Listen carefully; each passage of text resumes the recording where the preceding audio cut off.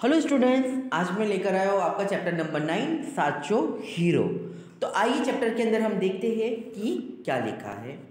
एक ગામમાં એક કૂવા પાસે કેટલીક સ્ત્રીઓ પાણી ભરવા એકઠી થઈ હતી। બધી સ્ત્રીઓ અંદર વાતો કરતી હતી। વાત વાતમાં પોતાના દીકરા વિશે વાતો થવા લાગી। यानी कुछ महिलाएं कुएं के पास पानी भरने के लिए गई थी और अंदर ही अंदर उनके बीच में वार्तालाप शुरू हुई और धीमे धीमे वो बात अपने बच्चों पर यानी अपने लड़कों पर आकर जाके रुकी। एक स्त्री बोली, मारा દીકરોનો અવાજ એવો મધુર છે કે લોકો તેને સાંભળ્યા જ કરે, એની જેવો ગાયક તો બીજો કોઈ હોય જ નહીં। यानी एक स्त्री ने, एक औरत ने कहा कि मेरे बच्चे की आवाज़ जो है वो क्या है, इतनी मधुर है कि उसके जैसा गाना तो कोई गा ही नहीं सकता है और उसकी जैसे आवाज़ यानी कोई है ही नहीं। बीजा स्त्रीए पण पोताना દીકરાના વખાણ કરવાનું મન થયું તે બોલી, મારો દીકરો તો ભીમ જેવો અલમસ્ત છે, એ એવો તાકતવર છે કે ઘણા બધા લોકો સામે એકલો જ લડી લ્યો। હવે यानी जो दूसरी जो स्त्री होती है वो क्या बोलती है कि मेरा जो लड़का है वो क्या है, भीम जैसा ताकतवर है और क्या है कि कोई अकेले में ही उससे क्या है वो लड़ सकता है। હવે ત્રીજી સ્ત્રી પણ થોડી ચૂપ રહે તે બોલી, મારો દીકરો તો ભણવામાં એટલો હોશિયાર છે કે એને તો એકવાર જ બધું યાદ રહી જાય, એના પર તો સરસ્વતીની કૃપા વરસી છે।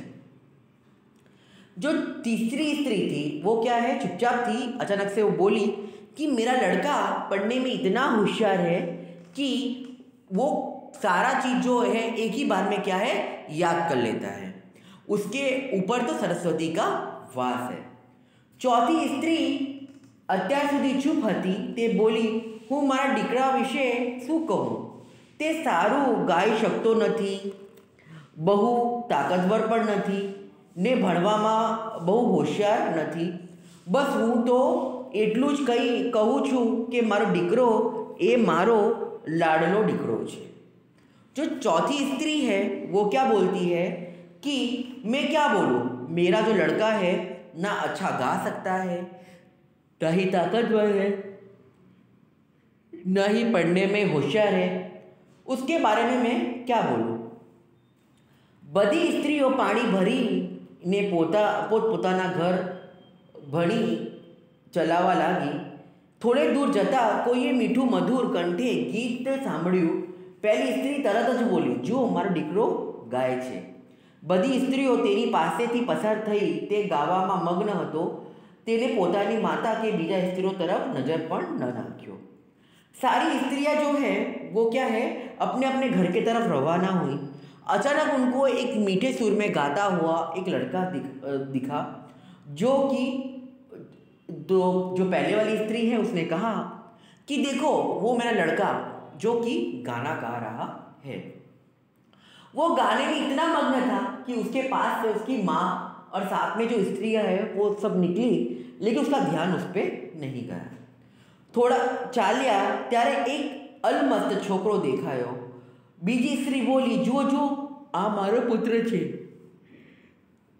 ने भीम जेवो, तेना पुत्र ए तो बधा सामे जोयुं ने त्यांथी पसार थई गयो। थोड़े दूर लोग चले तो वहाँ पर क्या हुआ कि एक लड़का अलमस्त यानी क्या अपने ही धुन में मस्त आ रहा था। तो दूसरी स्त्री ने बोला, देखो देखो मेरा लड़का आ रहा है, वो देखो एकदम लग रहा है ना भीम जैसा ताकतवर।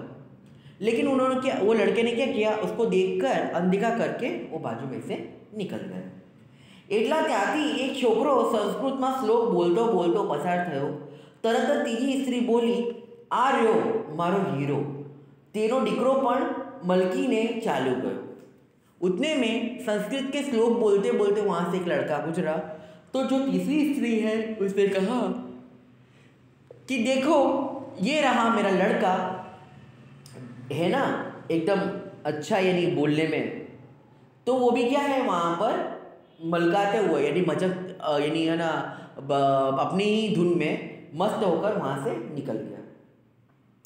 થોડા ચાલતા ચોથા સ્ત્રી દીકરો રમતો રમતો ત્યાંથી નીકળ્યો. ચોથી સ્ત્રી પણ ન બોલી, પરંતુ તેનો પુત્ર પોતાની મા પાસે આવ્યો અને કહેવા લાગ્યો, લાવ માં, આ ઘોડો મને આપી દે, તું થાકી ગઈ હશે.